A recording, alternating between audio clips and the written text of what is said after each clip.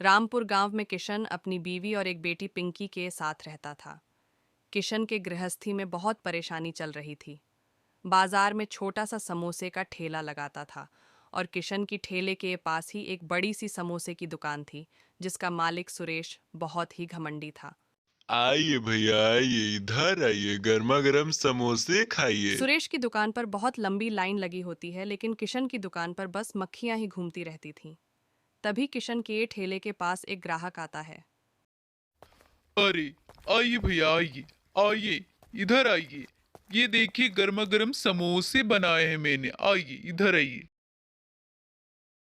ग्राहक के जाने से किशन उदास हो जाता है। आइए भाई, आइए इधर आइए, गर्मा गर्म समोसे खाइए। अभी निकाले हैं स्वादिष्ट स्वादिष्ट समोसे, खाइए आइए। ऐसे ही शाम हो जाती है, लेकिन किशन की एक भी बिक्री नहीं होती है और वह उदास होकर अपना घर चला जाता है।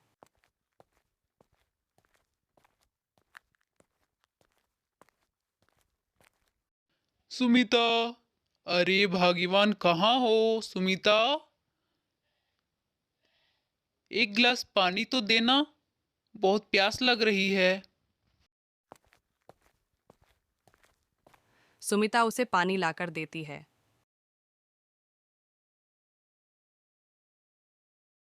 आज भी शायद कुछ बिका नहीं ना। अरे, तुमको कैसे पता?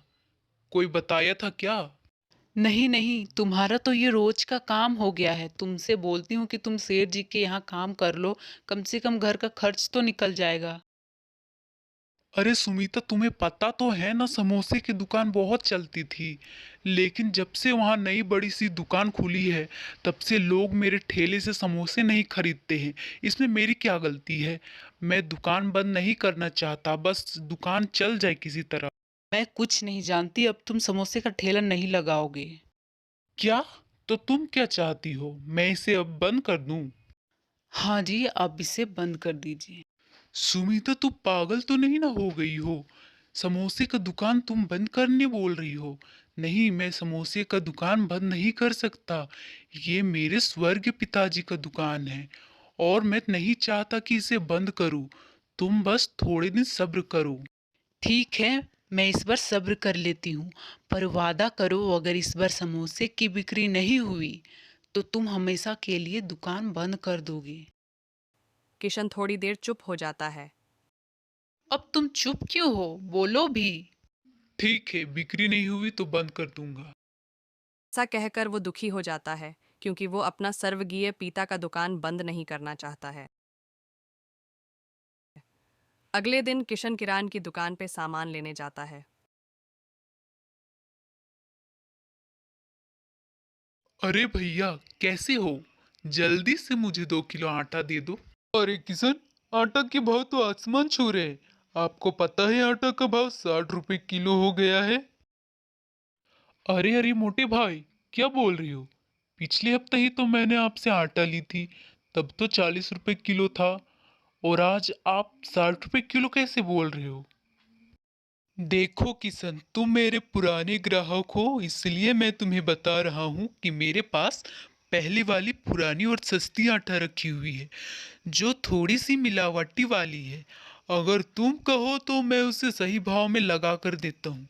वैसे भी समोसे बनाने के बाद पता भी नहीं चलेगा कि कौन सी आटा इस्तेमाल की गई है, और वैसे तुम ज़्यादा मुनाफे में रहोगी। अरे नहीं भाई, मेरे लिए मेरे ग्राहक भगवान की तरह हैं, इसलिए मैं उनके साथ धोखा नहीं कर सकता। मैं कुछ भी खराब चीज नहीं मिला सकता, नहीं मिलावटी चीज का इस्तेमाल कर सकता हूँ।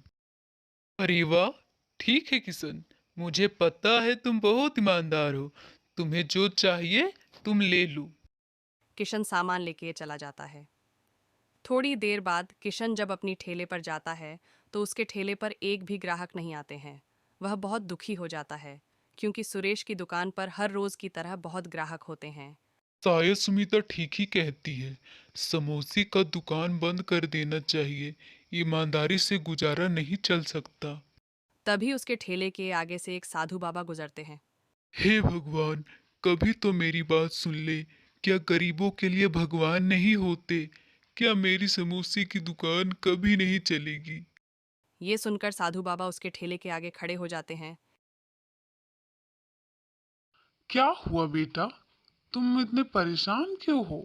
और तुम ऐसे रो क्यों रहे हो? कुछ परेशानी है तो मुझे बताओ। नहीं साधु बाबा, कुछ नहीं।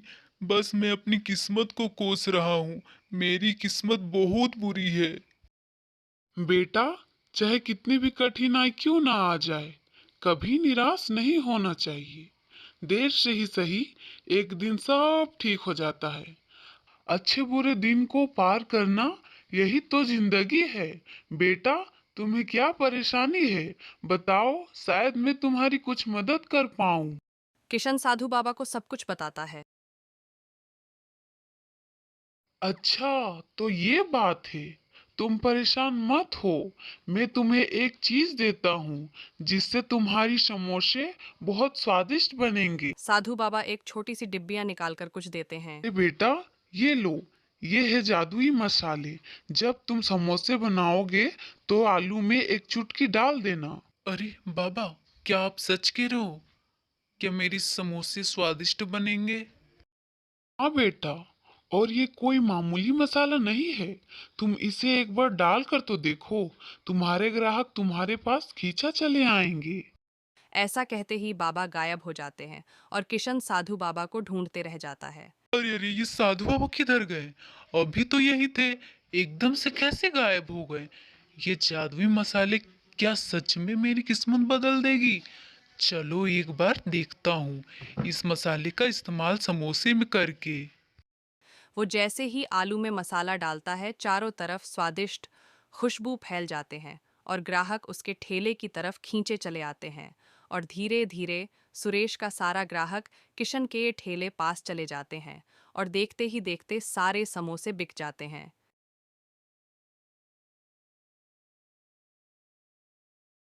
किशन मन ही मन सोचता है। रे वाह, साधु बाबा ने तो बहुत बड़ा चमत्कार कर दिए। आज तो मेरी बहुत कमाई हो गई। चलो जल्दी से सुमिता को दिखाता हूँ। आज मेरी किस्मत पे रंग लाई है।